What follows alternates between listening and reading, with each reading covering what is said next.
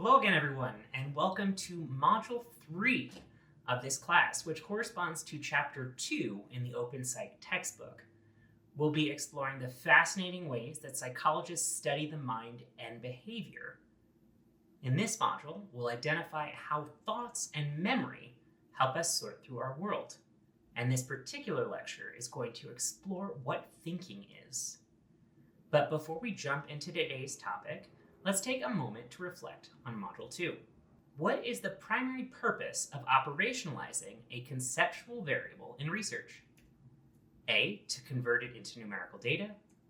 B, to translate it into a measurable and testable form. C, to eliminate the need for participant consent. Or D, to ensure it remains subjective and open to interpretation. That's right, the correct answer is B. Operationalization allows us to measure abstract concepts like stress or happiness, making them concrete and testable in a study. What does the term p-hacking refer to in psychological research? A, publishing no results in scientific journals. B, sharing raw data and materials for replication purposes. C, conducting experiments without ethical oversight. Or D, manipulating statistical analyses to achieve significant results. The answer is D, manipulating statistical analyses to achieve significant results. P-hacking occurs when researchers tweak analyses to produce statistically significant findings, which can lead to unreliable results. Now that we've warmed up, let's zoom out and think big for a second. Have you ever paused to ask yourself, what is a thought? It's one of those questions that seem simple, but can leave you scratching your head.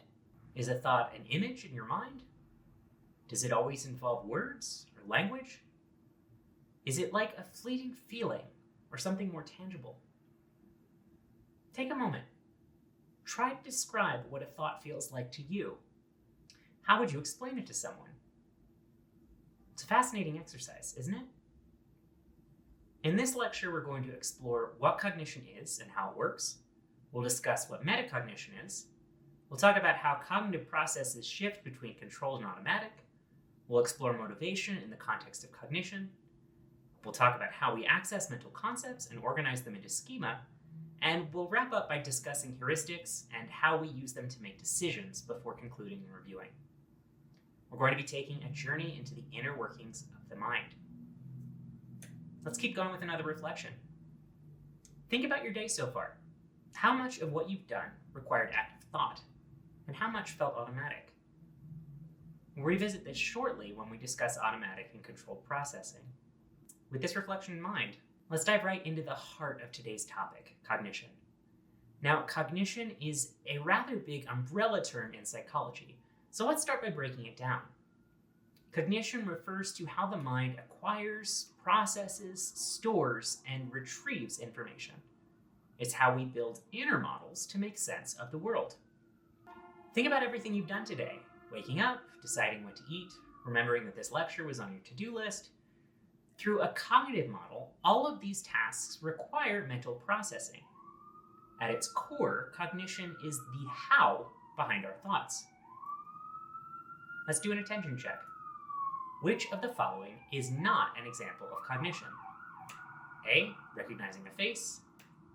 B, feeling sad after a loss. C, solving a math problem. Or D, recalling a childhood memory. If you said B, you're correct. Feeling sad is part of affect, not cognition. Cognition deals with the processes that underlie recognition, memory, and problem solving. Great work. Let's keep going. A central part of cognition is how we process beliefs. A belief is a statement we hold to be true, like Netflix cancels every single series just as it's getting good, or walking 10,000 steps a day is healthy. Beliefs aren't about feelings, but they're about perceived facts. Another major piece of cognition is decision-making. This is the process of selecting one option from a set of possibilities. It sounds simple, but consider this. How many decisions do you think that you make in a single day? That's right, around 35,000 decisions. Many are tiny and automatic, but others, like deciding your career path or where to live, require much more effort. To save mental energy, we often use heuristics or mental shortcuts. These simplify decisions, but can sometimes lead us astray. More on those later in the lecture. The final piece of today's definition is memory. Cognition includes how we store and retrieve information. Memory is a dynamic process. It's not like a video camera recording everything perfectly. Instead, it's reconstructive, piecing together fragments of experience. Now that we've defined cognition, let's take it up a notch. What if I told you that there's a way to think about your thinking? This ability to monitor, assess, and adjust your thought processes is called metacognition. Metacognition is exactly what it sounds like, thinking about your own thought processes. Meta-thinking. It's like having a conversation with yourself about how your mind works. This ability seems to be uniquely human, and it's what makes us such incredible learners and problem solvers. Let's break it down with some examples. One of the simplest examples of metacognition is noticing changes within ourselves, like noticing that you may have stopped paying attention to this lecture. Double-checking something is another example, like returning to your apartment to check to see if you've locked the door. You're reflecting on your thought process to avoid an error. Metacognition also includes reflecting on why you've thought in a certain way, like reflecting on your choices. Metacognition allows us to refine our thinking, helps us to avoid mistakes, and optimize our learning. Take a moment to reflect. Think about a time when you double-checked something or changed your approach after reflecting on it. What prompted you to do that? How did it help? Did it not help? Take some time to think about it. Metacognition isn't just helpful, it's essential for learning. This connects to some of what we discussed in Module 1. Research shows that when we think about how we're learning, we learn better. This is why techniques like active recall and self-quizzing are so powerful. They make us aware of what we know and what we need to revisit. Have you ever reviewed a chapter or reading and thought, I've got this, only to forget it during a test? That's because of a common metacognitive error. We often overestimate or underestimate right after studying. Taking time to pause and test ourselves often helps to avoid this. Finally, metacognition isn't something we're born with. It seems to develop as we grow. For example, young children often don't rehearse information unless explicitly taught. Even when taught, they may forget to apply strategies like this. Adults, on the other hand, are more likely to engage in deliberate reflection. So by consciously practicing metacognition, we can improve not only our learning, but also our problem-solving abilities and decision-making by allowing us to reflect a little bit more deeply on our own process. Let's do another attention check. What is an example of metacognition?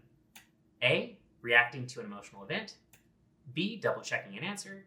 C, automatically recognizing a face. Or D, all of the above. The correct answer is B, double-checking an answer. So we've explored what thinking is and how metacognition helps us to reflect on our own thinking. But let's take a closer look at how different types of thinking work, specifically the contrast between automatic and controlled processing. Think back to the first time that you rode a bike. It was awkward, maybe even frustrating. But now, if you've been riding for years, it probably feels like second nature. That shows a shift from controlled or intentional and effortful processing to automatic or habitual and effortless processing.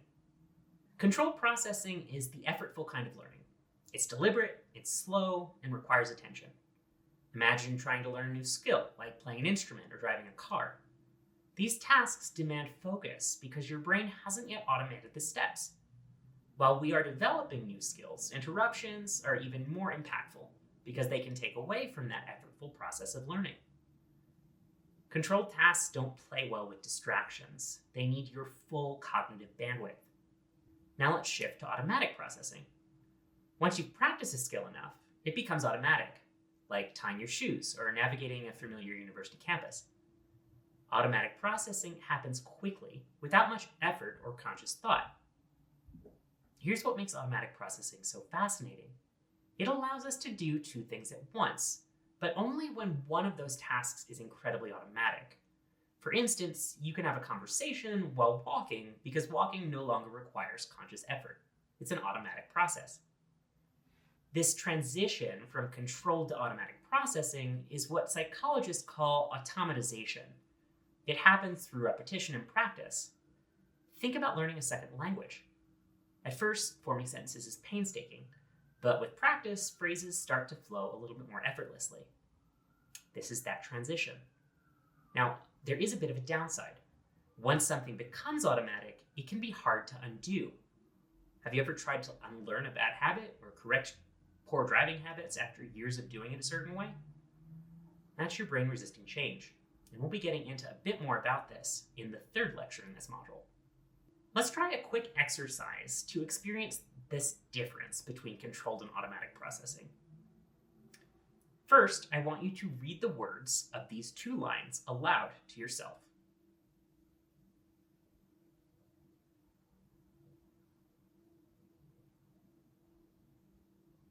It wasn't that hard, I hope.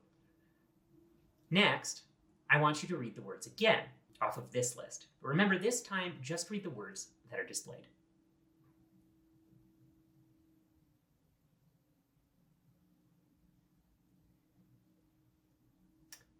Finally, this time I want you to say the color of each word, but not the word itself on the bottom line. Remember, you're going to say the color that the word is, not what is written.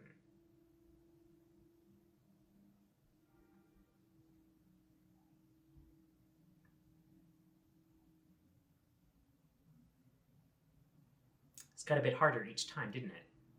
That last activity was a classic demonstration of the Stroop effect. Your brain's automatic instinct to read the words interferes with the controlled task of naming the font color. It's a tug of war between automatic and controlled processes. And this is where things get interesting. As humans, we have a limited capacity for controlled processing.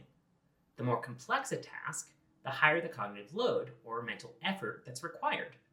When cognitive load is too high, performance suffers. This leads to busting a common myth, multitasking. You might think that you're really great at juggling tasks, but what's really happening, particularly when the tasks involve controlled processes, is rapid task switching. Each switch comes at a cognitive cost, leading to errors and slower performance. This is why something like texting and driving is so dangerous. Both of those tasks tend to involve a significant amount of controlled processing. When you switch between them, you're increasing your cognitive load and impairing your performance on both, which is a lot more dangerous when it comes to driving a car. Let's transition to talking about motivation. Motivation acts like a compass for our brains, pointing us towards what we care about most. Let me tell a quick story. In my early 20s, I was a club kid and nightlife performer in New York City. Now, club environments can get incredibly noisy. The music is loud, people are talking all around you. It can be incredibly disorienting. But whenever I heard, "And please welcome to the stage, Dr. Flux," I could pick it up immediately. This is an example of something called the cocktail party effect. When we hear our names, we can usually pick them out of even an incredibly noisy and disruptive sensory environment. And it's not magic, it's motivation focusing your cognitive resources. Our own personal motivations can also impact the way that we interpret our world or the instructions of others. For example, in my teaching, I really love making videos. I've spent a lot of time online, and I tend to pull examples and metaphors from those experiences. I'm much more motivated by visual information, and so I tend to organize my teaching instructions around that. This is how I make my lectures. But this is a really different approach from another instructor who may be more familiar with teaching in a classroom. We take different approaches to teaching based on what motivates us to learn. Next, let's discuss schemas and accessibility, which is related to this. But to start, let's try a little bit of a thought experiment.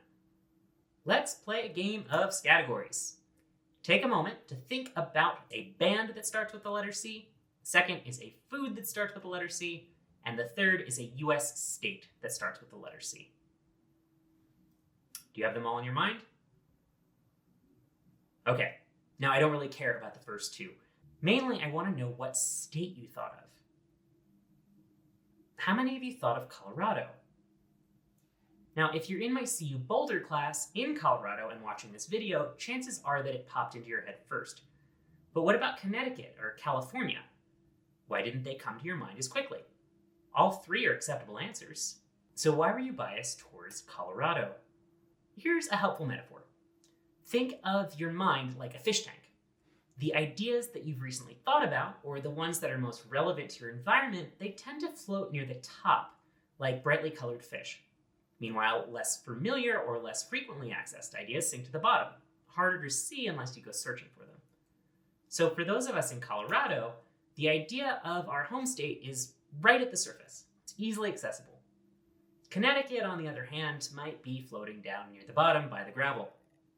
This is accessibility in action. How readily information comes to mind based on factors like familiarity, recency, and personal relevance. Accessibility gets even more interesting when we consider how our minds organize information. Enter the idea of schemas, our mental concept organization system. To continue with our fish tank metaphor, schemas are like schools of fish swimming together. If I showed you the concept, can fly, feathers, builds nests, and migrate, what would you be thinking of? Probably, I hope, a bird. Now let's say you were to encounter a new species of bird. Even if you'd never seen it before, your bird schema probably helps you to infer that it can fly and build a nest. Schemas don't just store information, they help us make predictions and fill in the gaps. But sometimes our schemas can lead us astray. For example, what about this bird here? Penguins are birds, and they do have feathers and make nests, but they don't fly and don't always migrate. Sometimes our schemas don't always encompass everything. In fact, sometimes our schemas are just plain wrong. When we refer to these kinds of schemas, we call them stereotypes. They can often bias our behavior in pretty damaging ways. Now, overall, schemas exist to help us make quicker decisions. They link together concepts more automatically, so we have important information at our fingertips. But they're not always organized in a way that accurately reflects whatever's happening in reality. These decision-making shortcuts that result from these associations are called heuristics. But as with stereotypes, they can sometimes lead us astray. To show you what I mean, let's ask another question and get ready to think fast. We're going to do a couple. Do more people die each year from shark attacks or coconuts? Take a second to think about it. Now, if you answered shark attacks, you're not alone, but the answer is falling coconuts. That's surprising, right? Most of us are far more familiar with hearing about shark attacks in the news than we are with hearing about falling coconuts. This is an example of the availability heuristic. Our brains judge the likelihood of events based on how easily we can recall examples. Shark attacks stick out in our memory because they're dramatic and heavily covered by the media, even though they're much more rare than coconut injuries. Okay, let's do another one. Imagine a person named Brian. He loves the beach, he's very tan, he's easygoing, and he's attending a state college in New York. Where do you think Brian's from? Were you thinking California? Many people might say California because Brian fits the stereotype of a Californian beach lover. But statistically, over 92% of students attending state colleges in New York are residents of New York. This is an example of the representative heuristic at work. We rely on stereotypes or surface-level characteristics to make judgments, even when the data points us in a different direction. Okay, let's try one more. And for this, I want you to do a little bit of a mental exercise. If your phone number ends in an even number, I want you to think about how many computers you've owned in your lifetime. If your phone number ends in an odd number, I want you to think about how many pencils you've owned in your life. Okay, do you have that number in mind? Now answer this question. How many countries are in the European Union? 18, 22, 27, 33, or 42? The correct answer is C, 27. But here's the fascinating part. If you were thinking about how many computers you've owned, you might have guessed a lower number. If you were thinking about how many pencils you've owned, you might have guessed a higher number. This is an example of the anchoring and adjustment heuristic. Your initial thought, which is the anchor, influences the estimate, even when it's completely unrelated to the question. So if you were thinking about the number of computers that you've owned, it's probably a lower number, maybe 4 or 5. Whereas if you're thinking about the number of pencils, that may have been in the hundreds or thousands. Those numbers then anchor and adjust your estimate for another question. So why do we rely on these mental shortcuts? Well, heuristics save us time and mental effort, especially when motivation or familiarity is low. If we're not deeply invested in a decision, we're more likely to judge based on superficial cues. Heuristics also play a role where cognitive load is too high. When we're mentally stretched, say studying for an exam while watching television, heuristics help us to make decisions with less effort. These shortcuts are incredibly useful, but they're not always reliable. They can lead to biases, errors, and decisions we might later regret. Here's another reflection. Think about a recent decision you made quickly. Maybe what to eat, what to wear, or even who to trust. Was a heuristic at play? Did you rely on what felt familiar, representative, or something that was tied to an unrelated anchor? Take a moment to think about it. Identifying when we use heuristics is the first step to making better and more intentional decisions. Congratulations, we've made it through lecture 3.1, What is Thinking? Today we've taken a deep dive into the mental processes that guide our understanding of the world through thought. Let's take a moment to reflect a bit on what we've learned. We discussed cognition, the mental engine behind acquiring, processing, storing, and retrieving information. We discussed metacognition, how reflecting on our thought processes can enhance learning and prevent errors.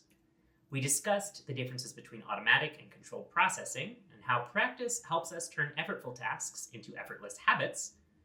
We discussed the role of motivation and cognitive load, the balancing act of mental effort and focusing under different conditions.